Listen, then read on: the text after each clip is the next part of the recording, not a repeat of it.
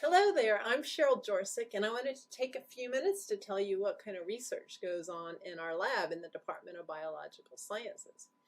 So I am actually a cancer researcher, and everyone in my lab does cancer research. And I wanted to take a few minutes to go over some slides with you. So here you can see the folks in our lab, and we have a couple graduate students, Sim and Cody, and Terrell's brand new. I don't have his picture yet, and I'm mentoring him with Lisa Warner in the Department of Chemistry and Biochemistry.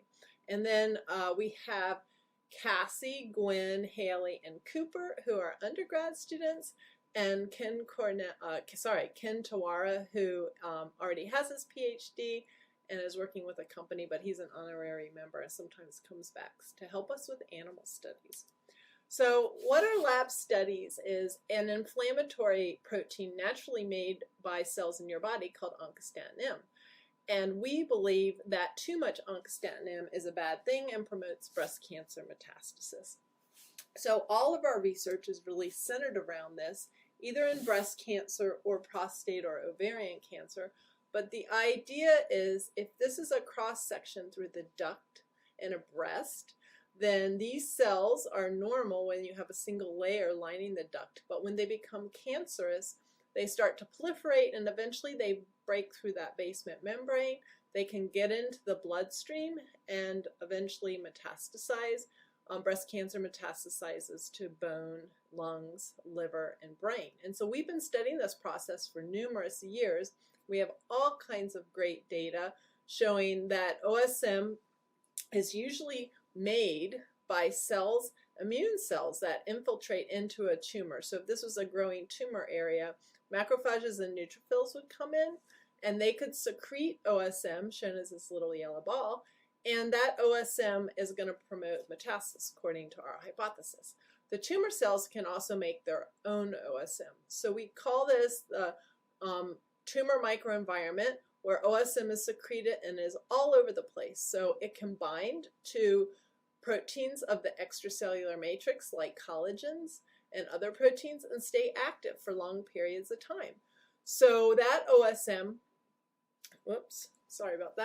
that OSM then binds to the receptors on these tumor cells that are starting to grow in this tumor, and it's going to cause the tumor cells to change a whole lot of signaling and result in the expression of genes that can make proteins that are either secreted or work inside the cell. And this will all lead to things like increased invasive potential for those tumor cells, or protease secretion, which is needed for those tumor cells to break down the basement membrane with the different proteases they make. The tumor cells also will change their morphology, and they'll become more fibroblasts or mesenchymal-like so that they can crawl and move. And then they're going to move this blood vessels pretty far away, but normally it would be closer. They're going to get into the bloodstream where they can be circulating tumor cells and come out in the bone and the lung and other organs where they start to grow.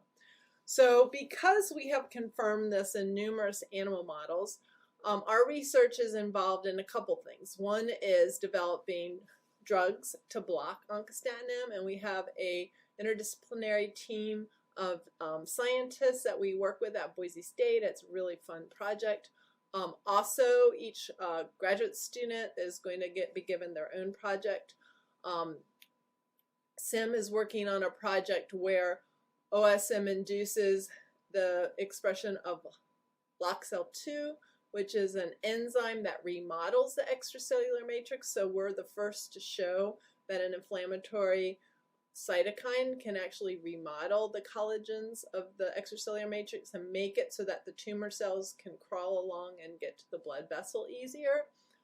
Cody is working on a different project where OSM binding the receptors on the tumor cells leads to increase in IL-6, another inflammatory cytokine. So it's kind of like amplifying the signal by having two inflammatory cytokines and working.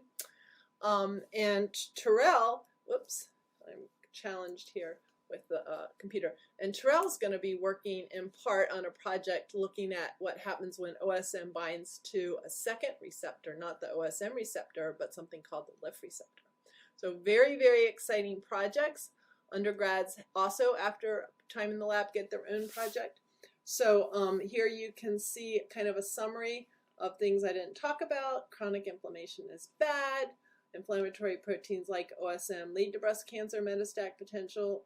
In all of our in vitro and in vivo studies we've done over time, increasing inflammation prolongs survival in mice. I didn't show you that, but we have lots of publications on that. Therefore, developing a new anti-inflammatory drug is essential. Also, it's very hard.